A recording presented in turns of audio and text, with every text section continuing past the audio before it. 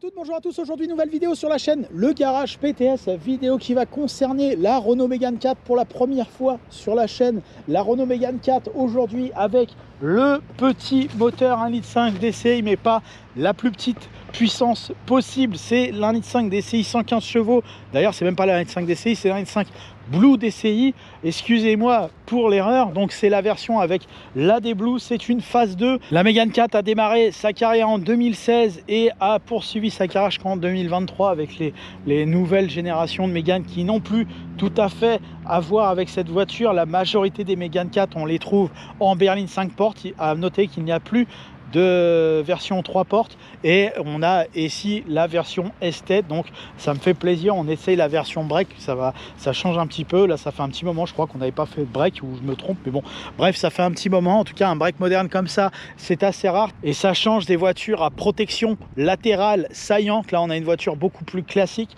dans son exécution.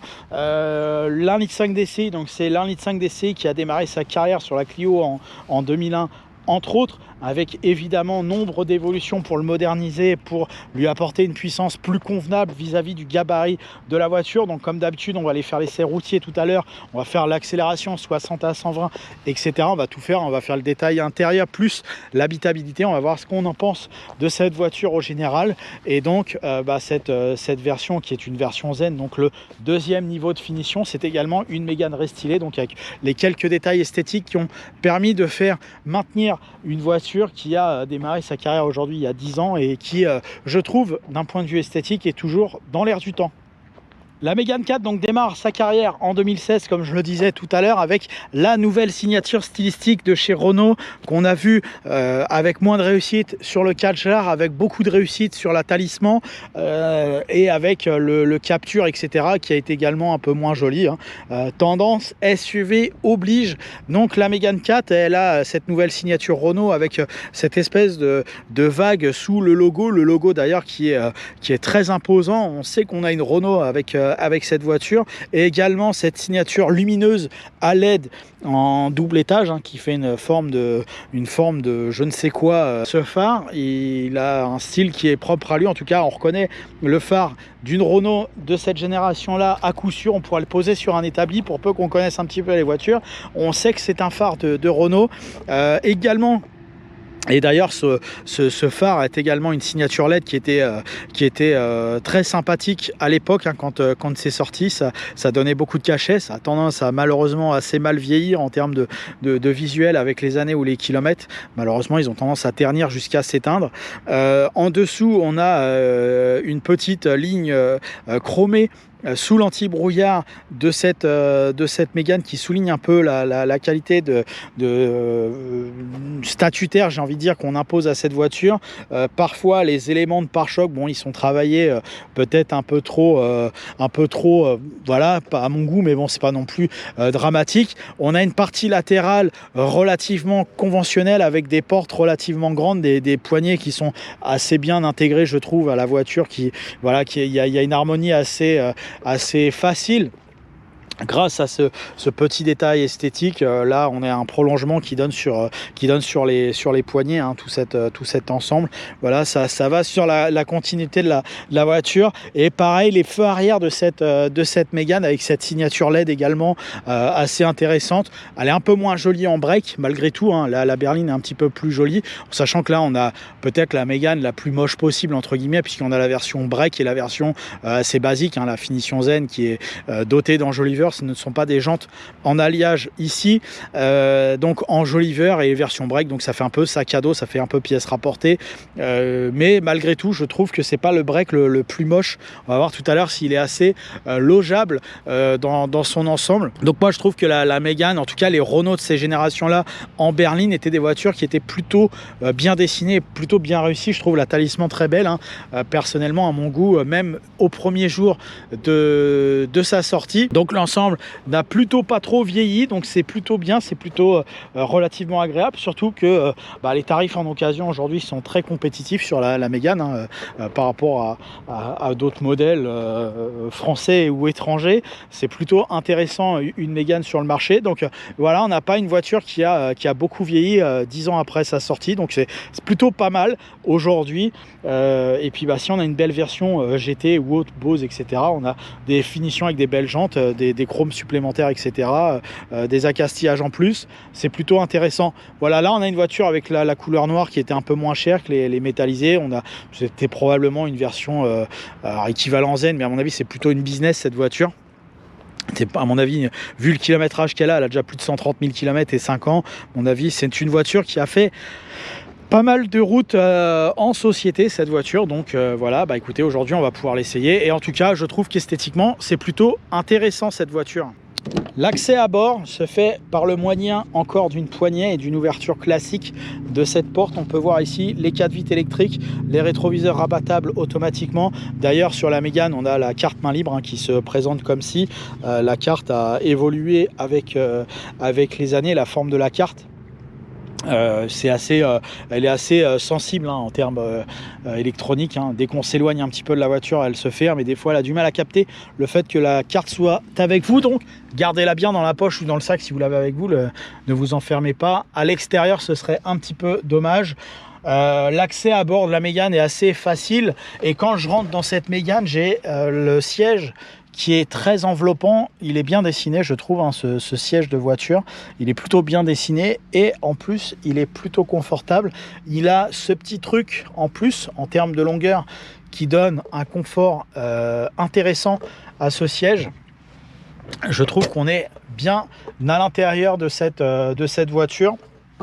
Ça va quasiment au bout à l'arrière du genou. Donc ça, en termes de confort, ça rajoute tout de suite des points. Évidemment, en plus, les bourrelets n'ont pas tendance à s'user facilement.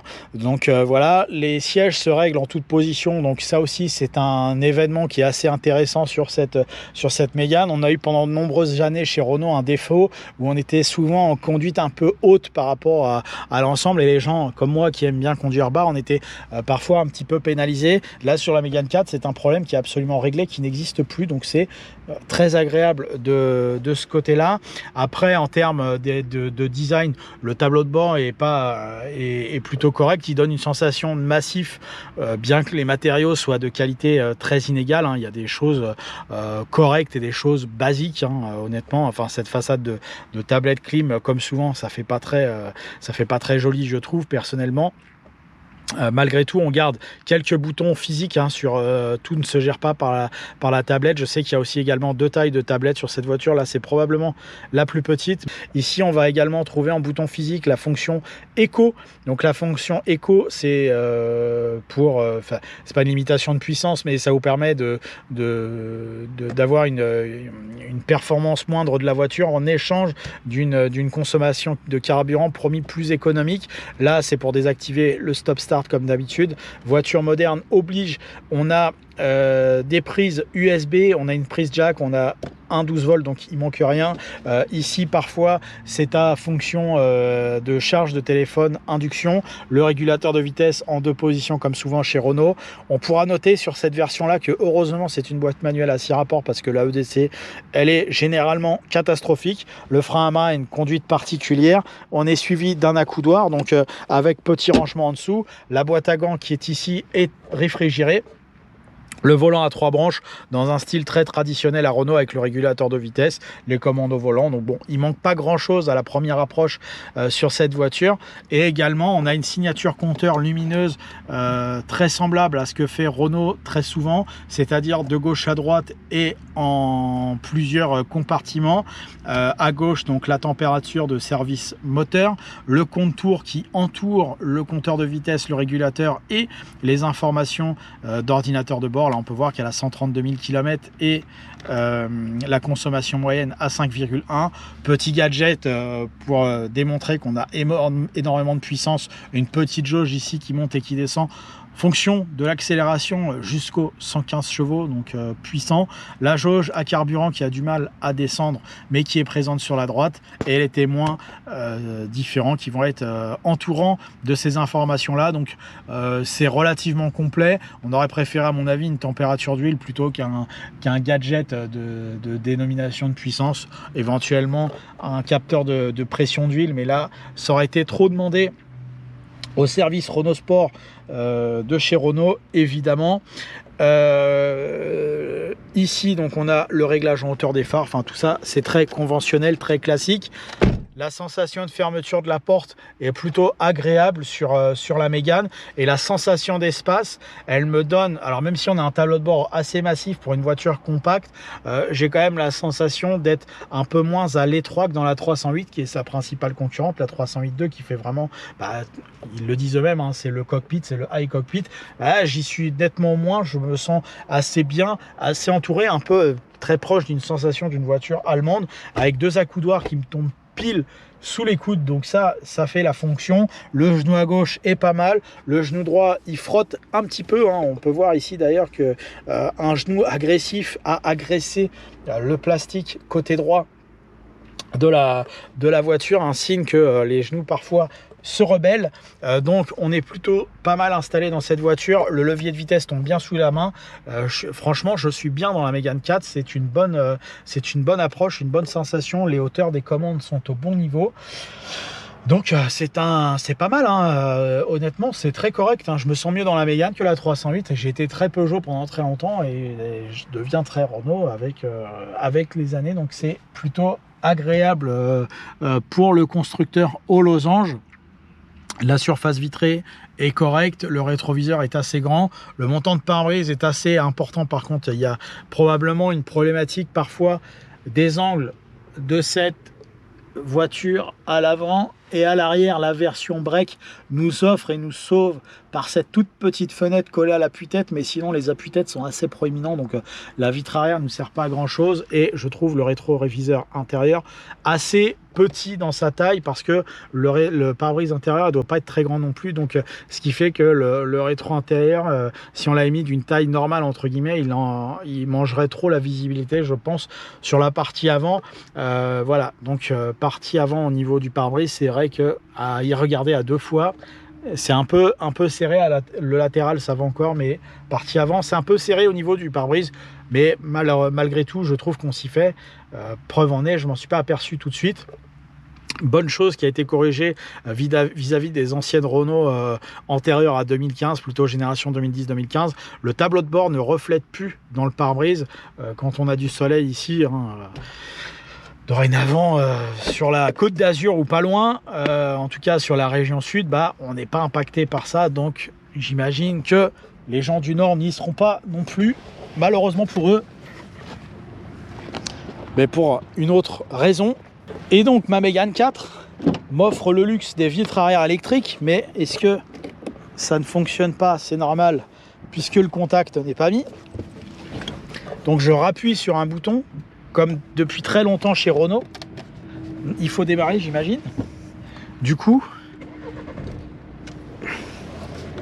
voilà, il fallait démarrer la voiture pour pouvoir accéder à une ouverture de vitre arrière. Donc la vitre arrière ne s'ouvre que partiellement sur notre version break.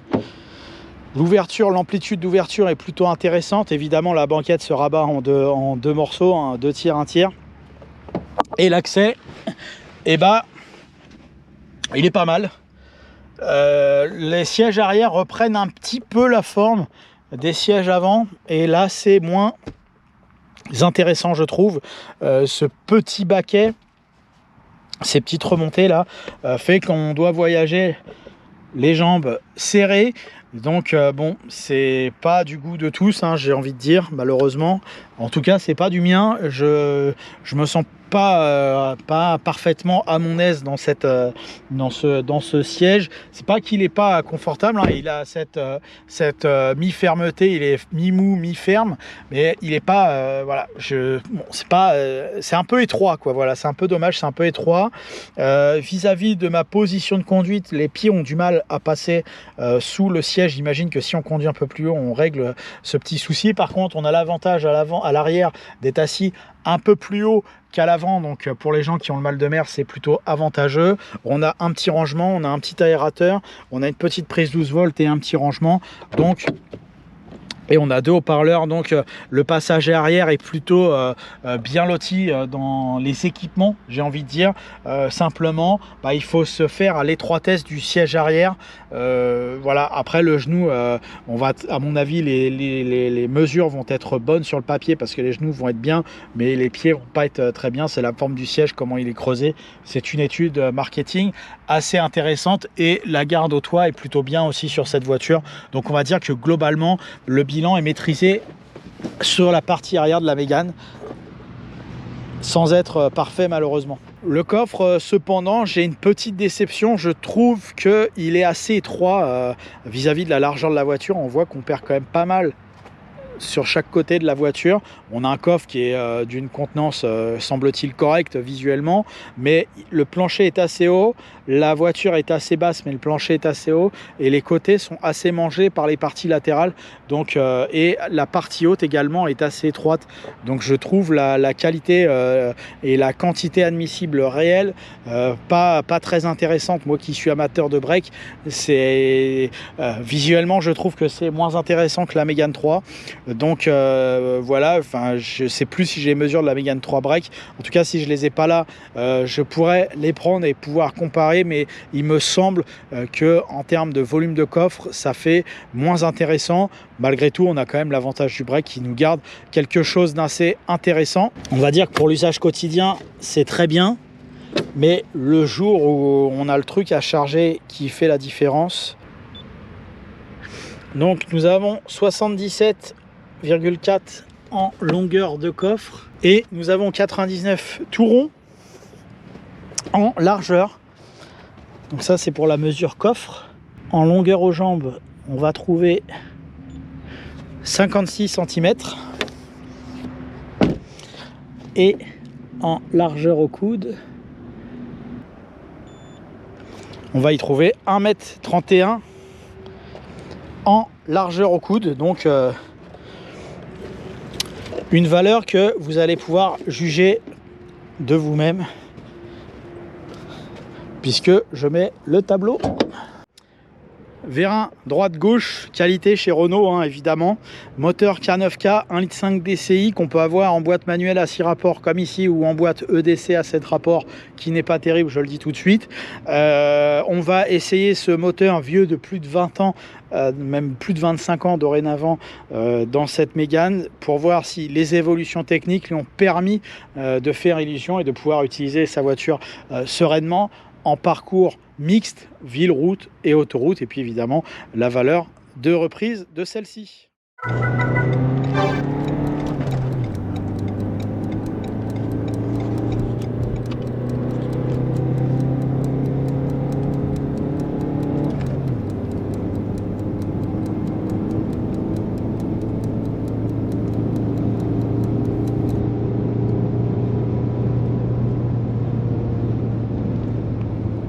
Voici donc au volant de la Mégane 4, donc 1,5 litre Blue DCI 115. Cette fois-ci, j'ai pas oublié le Blue DCI 115.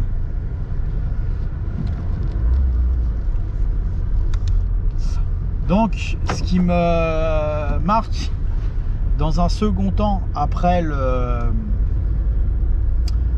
fait que le siège soit très confortable, c'est le niveau sonore qui est absolument intéressant sur cette voiture. On a quasiment, alors on n'a aucune vibration, donc donc c'est très bien pour un diesel qui a plus de 130 000 km aujourd'hui, hein. Elle a 132 000 km cette voiture, voilà, et 444. Donc on a très peu de, voire absence totale de vibration, et on a un niveau sonore qui est extrêmement intéressant.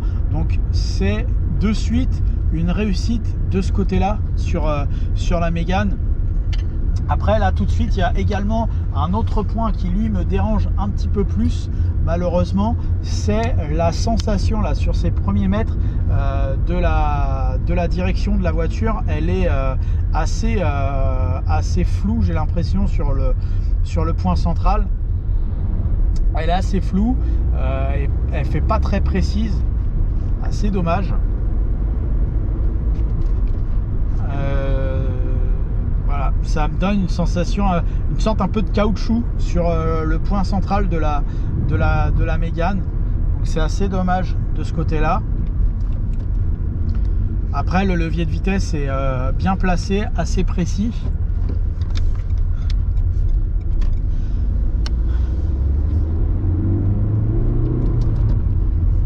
L'accélération est bon. Après, on lui demande pas forcément d'être une fusée à cette voiture, hein, attention, mais elle n'est pas très rapide, hein, clairement, mais elle a, je trouve, une certaine souplesse et un enchaînement assez intéressant au niveau du passage de rapport. Certains se plaignent du manque de couple à bas régime de cette voiture. Honnêtement, moi, ça me choque pas outre mesure, hein. Les vitesses s'enchaînent plutôt bien. Même la mise en circulation à bas régime, j'ai vu des diesels de faible cylindrée bien plus creux que celui-ci. Alors c'est probablement, à mon avis, ce défaut là plus présent sur les versions EDC que les versions manuelles, où on maîtrise plus facilement ce qu'on a envie de faire. Le système EDC a du mal à deviner nos intentions. Là sur cette voiture en boîte manuelle, c'est plutôt bien, c'est plutôt intéressant. En conduite, là je suis à 1300 tours en 5e dans une petite côte, j'ai pas l'impression que la voiture elle va caler, il n'y a pas de hoquet d'injection, etc. Donc c'est absolument correct. Alors après, évidemment, encore une fois, elle n'est pas très rapide,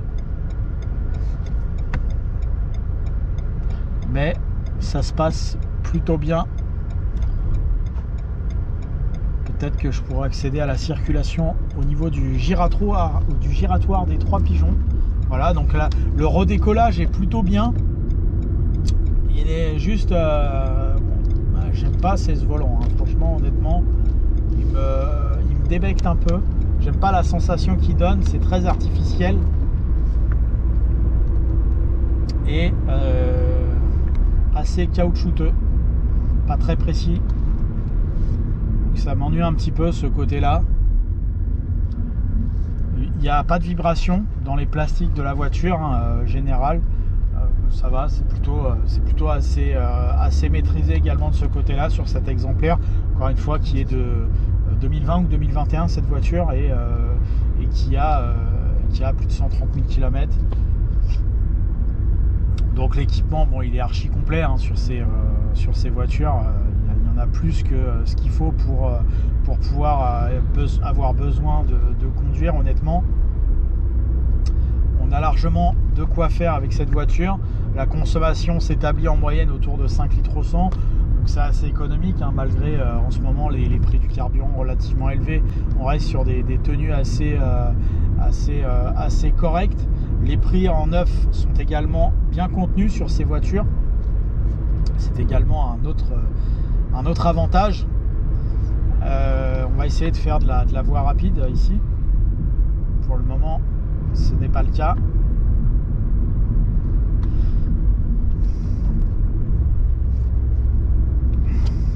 Donc c'est un ensemble, moi, qui me convainc assez, cette Mégane. J'ai pas de gros reproches à lui faire. Finalement, c'était plutôt à l'arrière que les reproches se passaient chez moi par rapport à cette voiture. Donc honnêtement, c'est un bon choix, c'est un bon point, cette Mégane. On va essayer, encore une fois, je vais essayer d'aller attraper la voie rapide. Mais je me sens bien installé, le siège est plutôt pas mal. Et même en ville, là, voilà, je me suis mis volontairement à très très bas régime, hein, 1000 tours minute en 5e, et il n'y avait toujours pas de hoquet d'injection. Également, comme souvent chez Renault, il y a un petit temps d'adaptation sur le freinage, il est assez agressif.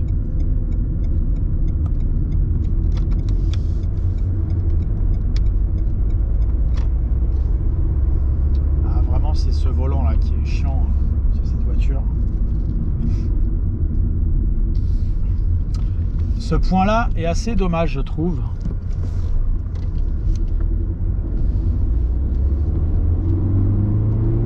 J'ai tout donné, j'ai fait chanter le K9K.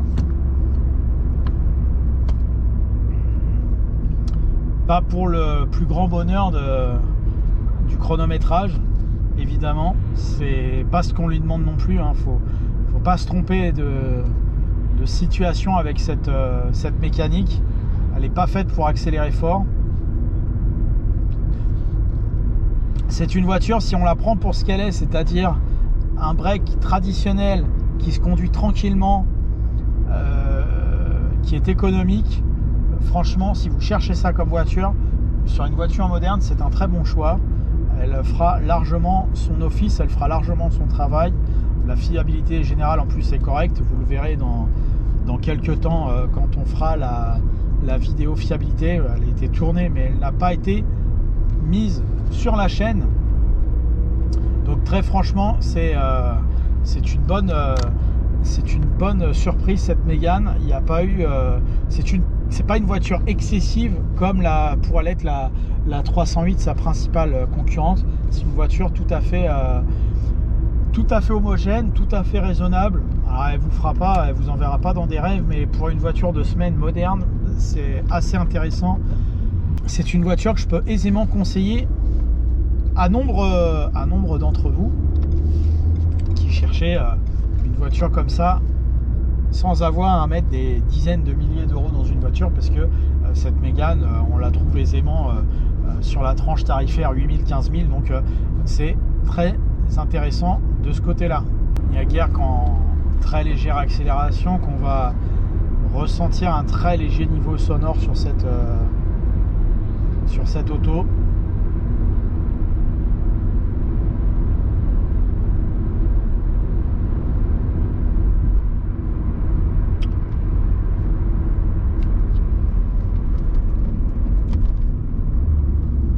Passer le cap de cette drôle de sensation chewing-gum au niveau du point central du volant, la tenue de route sinon est plutôt rassurante, la voiture vire assez à plat. Là on peut enchaîner de manière assez dynamique les virages.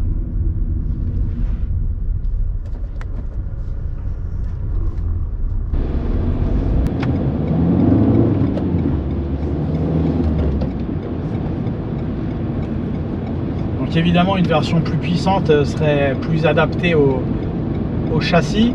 Maintenant, est-ce qu'elle serait aussi homogène d'un point de vue du coût d'utilisation et de la fiabilité pour qui ne porte peu d'intérêt à l'automobile? C'est une solution paraît plus intéressante que la version 1,2 litre TCE 115-130 par exemple, hein, clairement.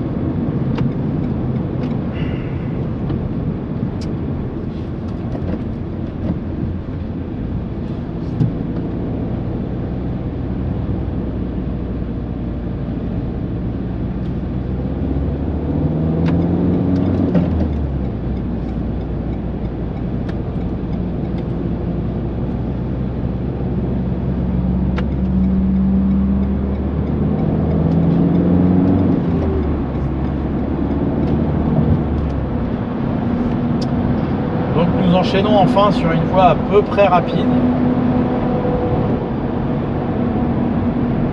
Les gens ont tendance à rouler moins vite depuis que le carburant est plus cher.